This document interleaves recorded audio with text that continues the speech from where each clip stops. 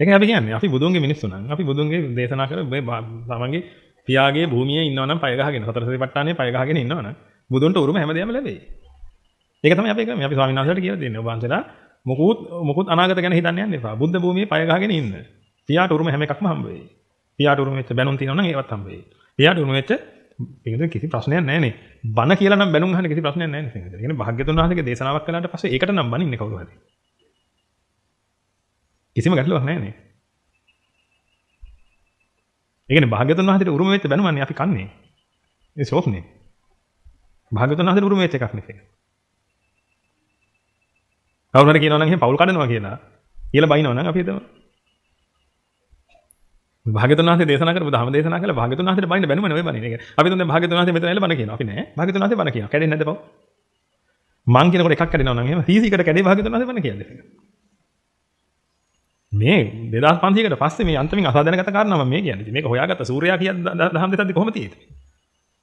ආයි බණ අහන්න දෙයක් නැහැ. උන් අර හෙට ආවා කෙල්ලෙකුයි කොල්ලෙකුයි ආවා. එල්ල බැලුවා බුදුහාඳුරංග දැක්කා. ඔයා එහෙනම් අර යන්න මම මෙහෙ එන්නම් කියලා දෙන්න වෙන් වුණා. දැක්කා විතරයි. ඒත් ඇති වේපෙන්.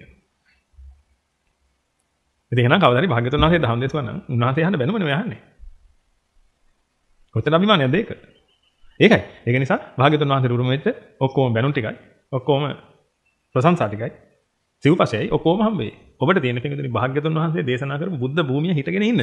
හොඳට කෙලින් හිටගෙන ඉන්න බුද්ධ භූමිය. අපි ස්වාමීන් වහන්සේලාට හැමතිස්සෙම කියන්නේ ඒකයි. වැනි ඉන්න එපා. බුද්ධ භූමිය හිට ගන්න කෙලින්.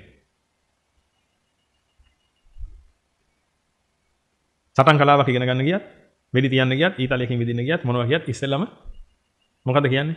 ඉස්සෙල්ලම පොළවේ හොඳට හිට ගන්න කියලා. අන්න එහෙම ඉස්සෙල්ලම පොළව හිට ගන්න හොඳට. ඔබ හොඳට දහම තීරුම් අරගෙන සතර සතිපට්ඨානෙ හිට ගන්න හොඳට. මේ ශාසනයේ වෙන දේවල් වලින් එල්ලිලා ඉන්න හොඳ නැහැ කියලා. තාන්නමාන තමතුරු වල එල්ලිලා හිටියොත් එහෙනම් මොකද වෙන්නේ? ශාසන උරුමයක් නැති වෙනවා. සිව්පසේ එල්ලිලා හිටියොත් එහෙම කවුරුත් නැහැ. මම මේ කියන්නේ එහෙම අවස්ථාවකටපත් වෙන්න එපා ඔබ. බුද්ධ භූමියේ තනි කෙලින් හිට ගන්න පුළුවන් මිනිස්සෙක් නම් පෙන්වතුනේ ඒ මිනිස්සයා පරදින්නේ නැහැ කවදාවත්. පියාගේ නිජ බිමේ ඉන්න කුරුල්ලාට කවදාක්වත් උකුස්සාගෙන් පරජනයක් නැහැ පෙන්වතුනේ. මාර වසඟයට කවදාක්වත් ගන්න බෑ.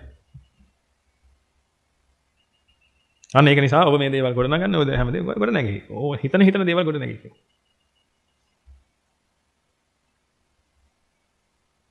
ඒකෙන් ප්‍රයෝජනයක් ගන්න මිනිස්සෙක් බවට ඔබපත් වෙනවා.